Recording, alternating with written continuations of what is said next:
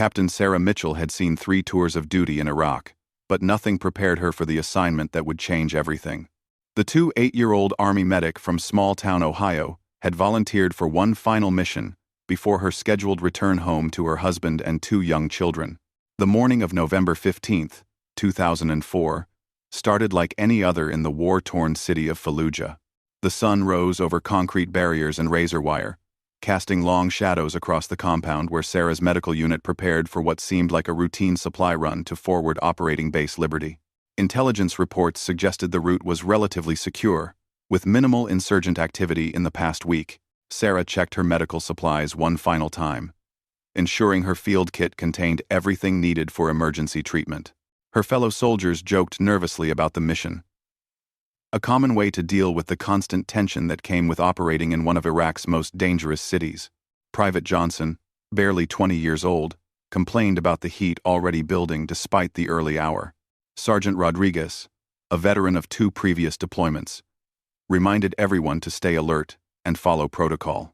The convoy consisted of 3 heavily armored Humvees carrying medical supplies, food rations, and ammunition to the forward base. Sarah rode in the middle vehicle alongside 4 other soldiers, her medical bag secured between her feet. The route would take them through several checkpoints and past areas where improvised explosive devices had been discovered in recent weeks. As they left the relative safety of the main base, Sarah gazed out at the scarred landscape of Fallujah. Buildings showed the damage from months of fighting, with bullet holes marking concrete walls and debris scattered across empty lots. Children occasionally appeared in doorways or behind broken windows, their curious eyes following the American vehicles as they rumbled past. The first 2 checkpoints passed without incident. Radio chatter remained routine, with updates on traffic conditions and weather reports. Sarah found herself thinking about home, about the letter she had written to her daughter's kindergarten class describing her work as a combat medic. She had promised them she would return safely to tell them stories about helping people in a faraway land. 20 minutes into the journey, the lead vehicle's commander reported suspicious activity ahead. A group of military-age males had been observed near an overpass, and debris was scattered across the road in a pattern that suggested possible roadside bombs. The convoy slowed as soldiers scanned the surrounding buildings and rooftops for signs of an ambush. Sarah felt her heart rate increase, the familiar surge of adrenaline that came with potential combat situations. She mentally reviewed her training for treating casualties under fire, checking the location of her trauma supplies and ensuring her weapon was ready if needed. The radio crackled with terse communications between the convoy vehicles and their base operations center. The decision came to proceed with caution, taking an alternate route that would add 15 minutes to their journey, but avoid the suspicious area entirely. As they turned down a narrow street, lined with abandoned shops and residential buildings, Sarah noticed how quiet everything seemed. No civilians were visible, no children playing in the dusty yards, no shopkeepers standing in doorways. Sergeant Rodriguez voiced what everyone was thinking through the vehicle's internal communication system. The absence of normal civilian activity often indicated that locals had received warnings to stay indoors, a sign that insurgents might be planning an attack. The convoy increased speed, hoping to clear the area quickly. The explosion came without warning. A massive roadside bomb, buried beneath the asphalt and triggered remotely, detonated directly under Sarah's vehicle. The blast lifted the 7-ton Humvee into the air, spinning it completely around before slamming it down on its side. The armored windows shattered, filling the air with glass fragments and choking dust. In the seconds following the explosion, as Sarah's consciousness flickered in and out, she could hear the distant sound of automatic weapons fire. The convoy had driven directly into a carefully planned ambush. Insurgents positioned in surrounding buildings opened fire with rifles and rocket-propelled grenades, targeting the remaining vehicles and any survivors of the initial blast. Sarah's training kicked in despite her injuries. She attempted to assess her condition and that of her fellow soldiers, but found moving extremely difficult. Blood was running down her face from multiple shrapnel wounds, and she could feel the warm wetness spreading across her uniform from injuries she couldn't yet identify. The metallic taste of blood filled her mouth, and her vision blurred from what she suspected was a concussion. The sound of gunfire intensified as the surviving members of the convoy attempted to establish defensive positions. Radio calls for immediate medical evacuation and reinforcements filled the airways, but Sarah's vehicle's communication equipment had been destroyed in the blast. She was trapped in the overturned Humvee with her unconscious teammates, unable to help them or call for assistance. Minutes felt like hours as the firefight continued around them. Sarah could hear boots running past their position, and the distinctive sound of insurgent weapons mixed with the familiar reports of American rifles. Explosions from grenades and mortars shook the ground, covering the wrecked vehicle with additional debris. Through a crack in the damaged armor plating, Sarah caught glimpses of the battle raging outside. She saw insurgent fighters moving between buildings, their faces covered with cloth masks, carrying weapons she recognized from intelligence briefings. The remaining convoy vehicles had taken positions at either end of the kill zone, but they were heavily outnumbered and taking casualties. As darkness began to fall, the intensity of the fighting decreased, but never completely stopped. Sarah realized that rescue would not come quickly, if at all. The area was now under insurgent control, and any rescue attempt would require a major military operation. She would have to survive on her own, using her medical training to treat her wounds and those of her unconscious companions. The first night was the longest of Sarah's life. She worked by feel in the darkness, using supplies from her damaged medical kit to stop bleeding and stabilize injuries. 2 of her fellow soldiers showed no signs of life, while the other 2 remained unconscious but breathing. The sounds of the city at night filtered through the wreckage. Distant gunfire, dogs barking, and occasionally, voices speaking in Arabic. By dawn, Sarah had counted at least 7 separate bullet wounds in her body, along with numerous shrapnel injuries from the roadside bomb. She had lost significant blood and was experiencing symptoms of severe dehydration. Her left arm was likely broken, and she suspected internal injuries based on the pain in her abdomen and the difficulty breathing that suggested possible rib fractures. The insurgents had not discovered their location during the night, but Sarah knew it was only a matter of time. The overturned vehicle was partially concealed by debris and the wall of a damaged building, but it would not hide them indefinitely. She began planning for the possibility of capture, destroying sensitive documents, and preparing to implement the survival training all soldiers received before deployment. As the sun rose over Fallujah on the second day, Sarah Mitchell faced the most challenging test of her life.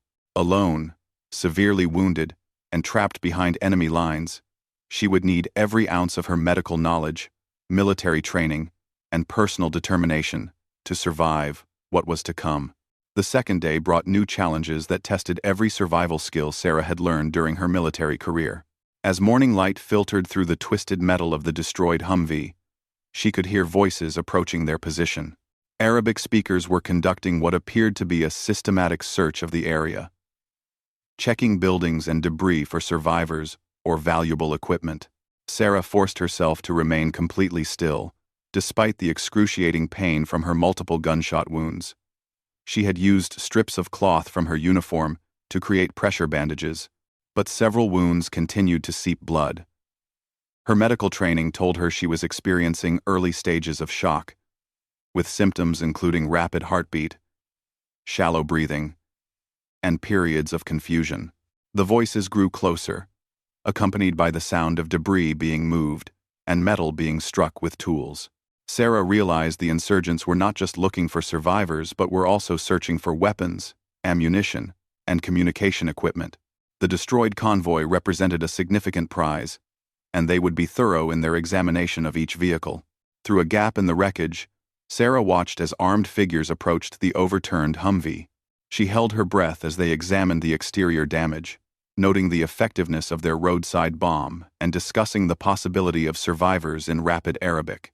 One fighter climbed onto the vehicle's exposed undercarriage, peering through broken windows and damaged hatches. For reasons Sarah would never understand, the searchers concluded the vehicle was empty and moved on to other targets. Perhaps the interior was too dark to see clearly, or the extensive damage convinced them no one could have survived. Whatever the reason, their failure to discover the trapped Americans bought Sarah precious time. Once the voices faded into the distance, Sarah began a careful assessment of her situation. Of her 4 companions, 2 had died from their injuries during the night. The remaining 2 soldiers were alive but unconscious, with severe head trauma that left them unresponsive. Sarah was effectively alone, responsible not only for her own survival, but for protecting her unconscious teammates. Water became her most immediate concern.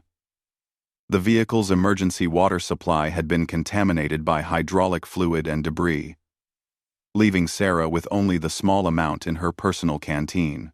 In the intense heat of the Iraqi desert, dehydration would kill her faster than her bullet wounds if she couldn't find a clean water source. Using her uninjured arm, Sarah began carefully exploring the wreckage for anything useful. She found several energy bars that had been scattered by the explosion, along with a partially functional radio that received signals but could not transmit. Through the damaged receiver, she listened to American forces coordinating search and rescue operations, but they were focusing on areas several miles from her actual location. The radio traffic revealed that the ambush had been part of a larger insurgent offensive throughout Fallujah. Multiple American units were engaged in heavy fighting, and resources for search and rescue were stretched thin. Sarah realized that immediate rescue was unlikely, and she would need to survive for several more days at minimum. Pain management became another critical challenge.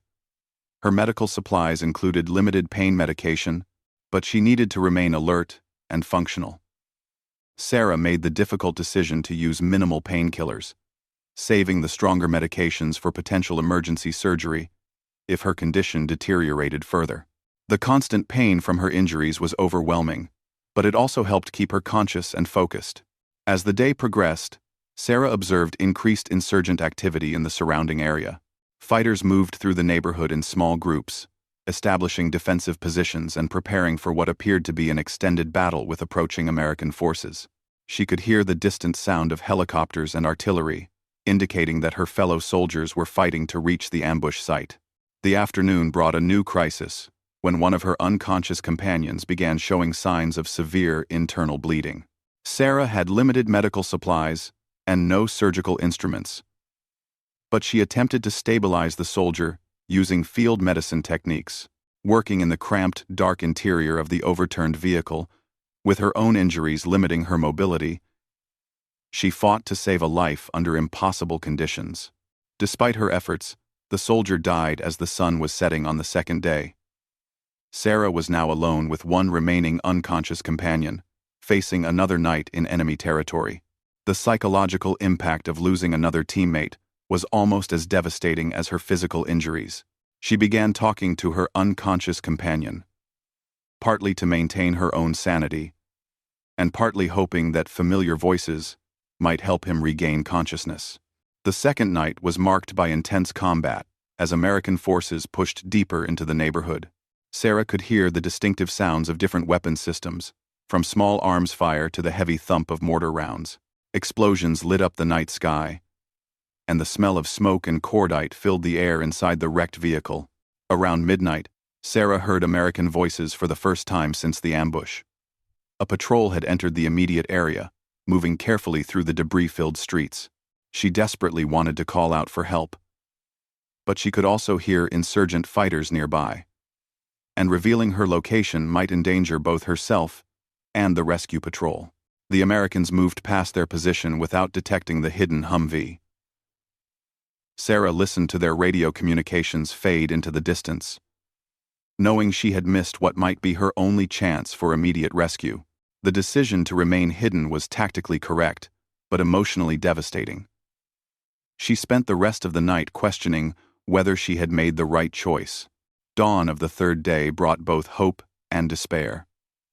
Sarah's remaining companion had died during the night, leaving her completely alone among the bodies of her fellow soldiers. Her own condition had deteriorated significantly, with signs of infection setting in around several wounds, and her strength ebbing from blood loss and dehydration. The sound of helicopters grew stronger as morning progressed, indicating that American forces were mounting a major operation to secure the area. Sarah could hear the distinctive rotor noise of Blackhawks and the heavier sound of Chinook transport helicopters. Ground forces were clearly being reinforced for a major push into the neighborhood. Through her damaged radio, Sarah learned that Special Operations Forces had been assigned to locate and recover the missing convoy personnel. Navy SEALs and Army Rangers were conducting detailed searches of every building and potential hiding place in the ambush area. The military was not abandoning its personnel, even in the face of intense enemy resistance. Sarah began preparing for what she hoped would be her rescue.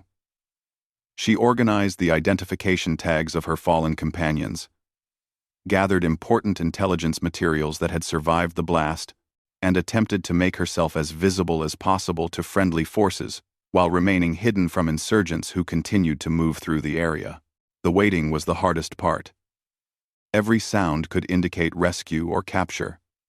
Every shadow might hide a friendly face or an enemy fighter. Sarah's medical training helped her understand that her body was beginning to shut down from trauma and blood loss. But her military discipline and thoughts of her family kept her focused on survival. As explosions and gunfire intensified around their position, Sarah prepared for what would be either her rescue or her final battle. The SEALs were coming, and after 2 days in hell, Captain Sarah Mitchell was ready to go home. The sound that would forever remain etched in Sarah Mitchell's memory was not the explosion that destroyed her convoy or the gunfire that followed. It was the steady rhythm of tactical boots moving through debris, accompanied by the quiet hand signals and whispered communications of the Navy SEALs who had spent 2 days fighting their way to her location. Petty Officer First Class Marcus Rodriguez had been leading SEAL Team 7 through the most dangerous neighborhoods of Fallujah for 18 hours straight. His team had been specifically tasked with locating survivors from the ambushed medical convoy, and they refused to abandon the mission despite mounting casualties and dwindling ammunition supplies. Rodriguez and his 5-man team had already cleared dozens of buildings, searching through rubble and wreckage while under constant sniper fire. They had found evidence of the convoy's destruction, including personal items and equipment scattered across a 3-block area, but no sign of survivors. Intelligence reports suggested that any Americans in the area had either been killed or captured by insurgent forces. The breakthrough came when the SEALs discovered drag marks in the dust near the ambush site.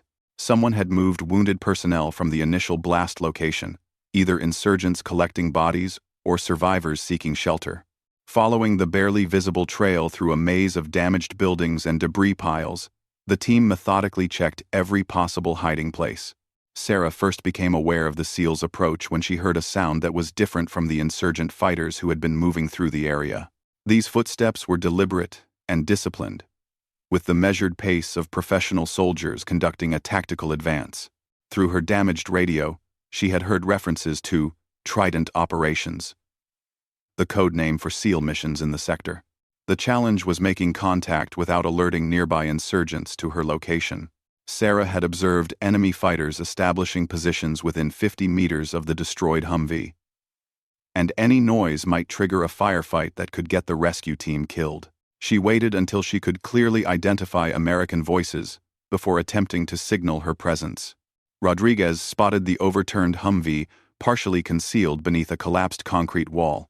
The vehicle's camouflage pattern was barely visible under layers of dust and debris, explaining why previous search teams had missed it during aerial reconnaissance.